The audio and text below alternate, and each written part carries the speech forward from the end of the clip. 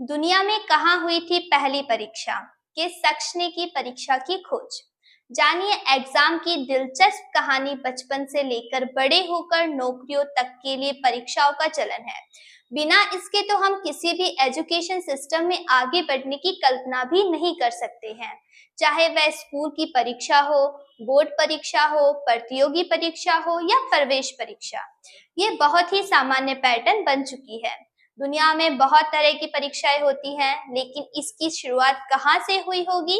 परीक्षाएं हमारे education system की रीढ़ है। बिना इसके बच्चों के ज्ञान को परखा ही नहीं जा सकता। क्या आपने कभी सोचा है कि आखिर वो कौन सा शख्स था जिसने परीक्षा जैसी चीज का आविष्कार किया होगा? कैसे ये पैटर्न पूरी दुनिया में अपनी पैठ बनाता चला गया? इन्हीं तथ्यों को बताती हुई ये रिपोर्ट हम आपके लिए लाए हैं, जो काफी दिलचस्प है। आखिर किसने बनाई परीक्षा?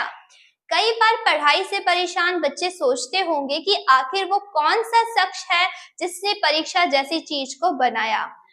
तो हम उसका नाम बताते हैं। दुनिया को परीक्षा का कॉन्सेप्ट बताने वाले शख्स का नाम है हेनरी फिशेर। हेनरी फिशेर एक अमेरिकी बिजनेसमैन थे। उन्होंने ही सबसे पहले छात्रों की सामान्य ज्ञान की जानकारी को जांचने के लिए टेस्ट की शुरुआत की। हालांकि परीक्षा के कॉन्सेप्ट को अपनाने वाला और उसे बड़े स्तर पर इंट्रोड्यूस करने वाला पहला देश चीन था। चीन ने ही दी इंपीरियल एग्जामिनेशन नाम की दुनिया की पहली परीक्षा आयोजित की थी। दुनिया में बढ़ता गया परीक्षा का प्रसार चीन के इंपीरियल एग्जामिनेशन के जरिए सरकार में ऑफिसर के तौर पर काम करने के लिए योग्य उम्मीदवारों का चयन होता था। इसके बाद इंग्लैंड ने भी साल 1806 में सिविल सर्विस परीक्षाओं की शुरुआत कर दी।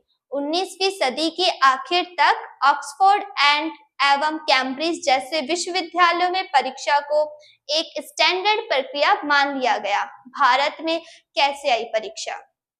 चूंकि भारत में ईस्ट इंडिया कंपनी आई, तो उसने ही 1853 में सिविल सर्वेंट्स को नियुक्त करने के लिए परीक्षाओं की शुरुआत की गई। लंदन में ये परीक्षा होती थी, जिसमें शारीरिक और मानसिक मापदंडों पर उम्मीदवार को खरा उतरना होता था।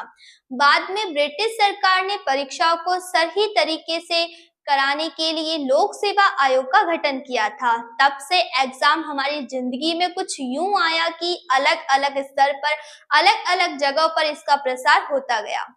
आप देख रहे थे टीटीएस इंडिया। मैं रागिनी, धन्यवाद।